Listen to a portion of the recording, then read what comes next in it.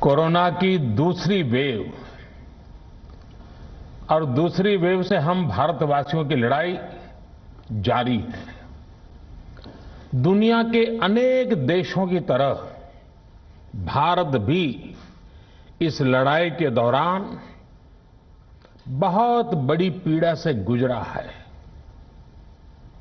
हम में से कई लोगों ने अपने परिजनों को, अपने परिचितों को खोया है। ऐसे सभी परिवारों के साथ मेरी पूरी संवेदनाएं हैं। साथियों, बीते 100 वर्षों में आई ये सबसे बड़ी महामारी है, त्रासदी है। इस तरह की महामारी आधुनिक विश्व ने न देखी थी, न अनुभव की थी। इतनी बड़ी वैश्विक महामारी से हमारा देश कई मोर्चों पर एक साथ लड़ा है। कोविड अस्पताल बनाने से लेकर आईसीयू बेड्स की संख्या बढ़ानी हो, भारत में वेंटिलेटर बनाने से लेकर टेस्टिंग लैब्स का एक बहुत बड़ा नेटवर्क तैयार करना हो,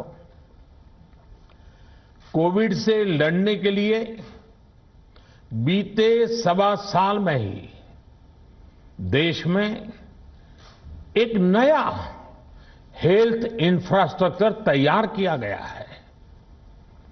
सेकंड वेव के दौरान अप्रैल और मई के महीने में भारत में मेडिकल ऑक्सीजन की डिमांड अकल्पनीय रूप से बढ़ गई थी। भारत के इतिहास में कभी भी इतनी मात्रा में मेडिकल ऑक्सीजन की जरूरत कभी भी महसूस नहीं की गई। इस जरूरत को पूरा करने के लिए युद्ध स्तर पर काम किया गया। सरकार के सभी तंत्र लगे। ऑक्सीजन रेल चलाई गई, एयरफोर्स के विमानों को लगाया गया, नौसेना को लगाया गया।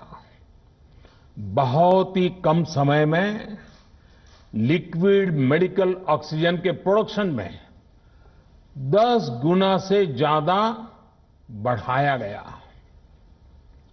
दुनिया के हर कोने से, जहां कहीं से भी जो कुछ भी उपलब्ध हो सकता था, उसको प्राप्त करने का भरसक प्रयास किया गया, लाया गया। इसी तरह जरूरी दवाओं के प्रोडक्शन को कई गुना बढ़ाया गया। विदेशों में जहां भी दवाइयां उपलब्ध हो, वहां से उन्हें लाने में कोई कोर कसर बाकी नहीं छोड़ी गई। साथियों, कोरोना जैसे अदृश्य और रूप बदलने वाले दुश्मन के खिलाफ लड़ाई में सबसे प्रभावी हथियार कोविड प्रोटोकॉल है। मास्क, 2 गज की दूरी और बाकी सारी सावधानियां उसका पालन ही है। इस लड़ाई में वैक्सीन हमारे लिए सुरक्षा कवच की तरह है। आज पूरे विश्व में वैक्सीन के लिए जो मांग है, उसकी तुलना में उत्पादन करने वाले देश और वैक्सीन बनाने वाली कंपनियां बहुत कम है, इन्हीं गिनी हैं।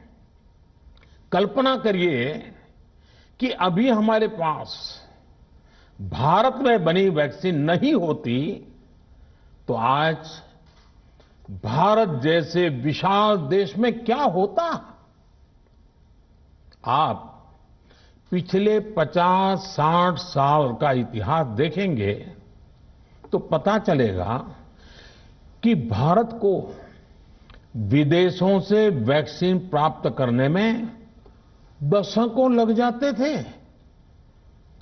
विदेशों में वैक्सीन का काम पूरा हो जाता था, तब भी हमारे देश में वैक्सीनेशन का काम शुरू भी नहीं हो पाता था। पोलियो की वैक्सीन हो, स्मॉल पॉक्स, जहां गांव में हम उसको चेचक कहते हैं, चेचक की वैक्सीन हो, हेपेटाइटिस बी की वैक्सीन हो, इनके लिए देशवासियों ने दशकों तक इंतजार किया था। जब 2014 में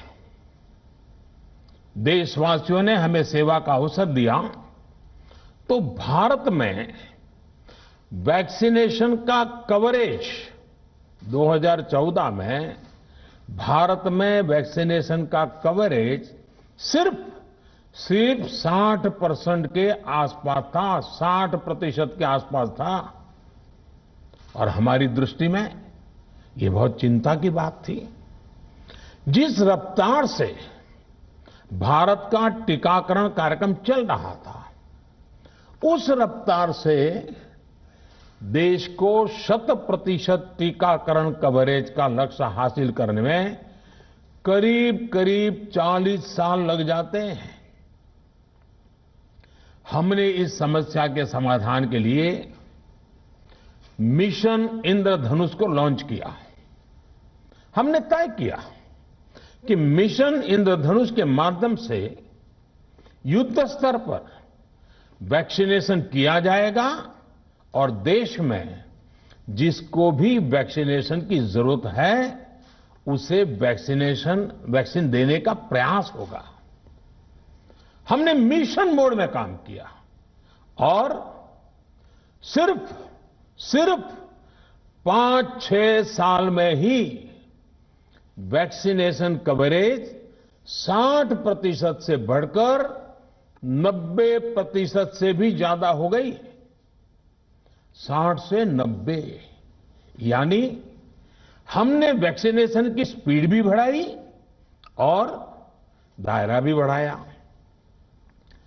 हमने बच्चों को कई जानलेवा बीमारियों से बचाने के लिए कई नए टीकों का भी भारत के टीकाकरण अभियान का हिस्सा बना दिया।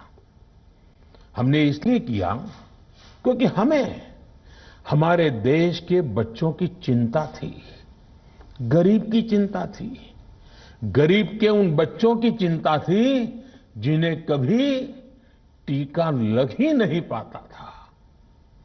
हम 100% टीकाकरण कवरेज की तरफ बढ़ रहे थे कि कोरोना वायरस ने हमें घेर लिया। देश ही नहीं, दुनिया के सामने फिर पुरानी आशंकाएं घिरने लगी कि अब भारत कैसे इतनी बड़ी आबादी को बचा पाएगा। लेकिन साथियों, जब नीयत साफ होती है, नीति स्पष्ट होती है, निरंतर परिश्रम होता है, तो नतीजे भी मिलते हैं। हर आशंका को दरकिनार करके भारत ने 1 साल के भीतर ही एक नहीं बल्कि 2 made in India vaccine launch कर दी। हमारे देश ने, देश के वैज्ञानिकों ने ये दिखा दिया कि भारत बड़े बड़े देशों से पीछे नहीं है। आज जब मैं आपसे बात कर रहा हूं तो देश में 23 करोड़ से ज्यादा वैक्सीन की डोज दी जा चुकी है। 23 करोड़। साथियों, हमारे यहां कहा जाता है विश्वासेन सिद्धिः, विश्वासेन सिद्धिः, अर्थात हमारे प्रयासों में हमें सफलता तब मिलती है जब हमें स्वयं पर विश्वास होता है। हमें पूरा विश्वास था कि हमारे वैज्ञानिक बहुत ही कम समय में वैक्सीन बनाने में सफलता हासिल कर लेंगे। इसी विश्वास के चलते जब हमारे वैज्ञानिक अपना रिसर्च वर्क कर ही रहे थे, तभी हमने लॉजिस्टिक्स और दूसरी तैयारियां शुरू कर दी थी।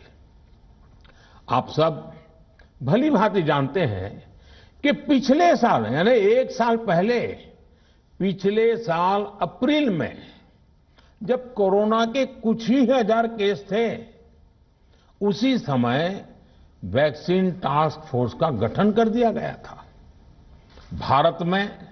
भारत के लिए वैक्सीन बनाने वाली कंपनियों को सरकार ने हर तरह से सपोर्ट किया।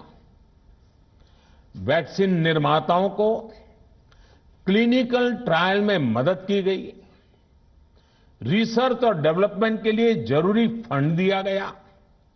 हर स्तर पर सरकार उनके साथ कंधे से कंधा मिलाकर चली। आत्मनिर्भर भारत पैकेज के तहत मिशन कोविड सुरक्षा के माध्यम से भी उन्हें हजारों करोड़ रुपए उपलब्ध कराए गए। पिछले काफी समय से देश लगातार जो प्रयास और परिश्रम कर रहा है, उससे आने वाले दिनों में वैक्सीन की सप्लाई और भी ज्यादा बढ़ने वाली है। आज देश में 7 कंपनियां विभिन्न प्रकार की वैक्सीन का प्रोडक्शन कर रही है। 3 और वैक्सीन का ट्रायल भी एडवांस स्टेज पर चल रहा है। वैक्सीन की उपलब्धता बढ़ाने के लिए दूसरे देशों की कंपनियों से भी वैक्सीन खरीदने की प्रक्रिया को तेज किया गया है। इधर हाल के दिनों में कुछ एक्सपर्ट्स द्वारा हमारे बच्चों को लेकर भी चिंता जताई गई है। इस दिशा में भी 2 वैक्सीन का ट्रायल तेजी से चल रहा है। इसके अलावा अभी देश में एक नेजल वैक्सीन पर भी रिसर्च जारी है। इसे सिरिंज से न देकर नाक में स्प्रे किया जाएगा। देश को अगर निकट भविष्य में इस वैक्सीन पर सफलता मिलती है, तो इससे भारत के वैक्सीन अभियान में और ज्यादा तेजी आएगी। साथियों, इतने कम समय में वैक्सीन बनाना अपने आप में पूरी मानवता के लिए बहुत बड़ी उपलब्धि है, लेकिन इसकी अपनी सीमाएं भी हैं। वैक्सीन बनने के बाद भी दुनिया के बहुत कम देशों में वैक्सीनेशन प्रारंभ हुआ और ज्यादातर समृद्ध देशों में ही शुरू हुआ। WHO ने वैक्सीनेशन को लेकर गाइडलाइंस दी। वैज्ञानिकों ने वैक्सीनेशन की रूपरेखा रखी और भारत ने भी जो अन्य देशों की बेस्ट प्रैक्टिसेस थी, विश्व स्वास्थ्य संगठन WHO के मानक थे, उसी आधार पर चरणबद्ध तरीके से वैक्सीनेशन करना तय किया। केंद्र सरकार ने मुख्यमंत्रियों के साथ हुई अनेकों बैठकों से जो सुझाव मिले, संसद के विभिन्न दलों के साथियों द्वारा जो सुझाव मिले, उसका भी पूरा ध्यान रखा। इसके बाद ही ये तय हुआ कि जिन्हें कोरोना से ज्यादा खतरा है, उन्हें प्राथमिकता दी जाएगी। इसलिए ही हेल्थ वर्कर्स, फ्रंटलाइन वर्कर्स, 60 वर्ष की आयु से ज्यादा के नागरिक, बीमारियों से ग्रसित 45 वर्ष से ज्यादा आयु के नागरिक, इन सभी को वैक्सीन पहले लगनी शुरू हुई है। आप कल्पना कर सकते हैं कि अगर कोरोना की दूसरी वेव से पहले हमारे फ्रंटलाइन वर्कर्स को वैक्सीन नहीं लगी होती तो क्या होता? सोचिए, हमारे डॉक्टर्स, नर्सिंग स्टाफ को वैक्सीन ना लगी तो क्या होता?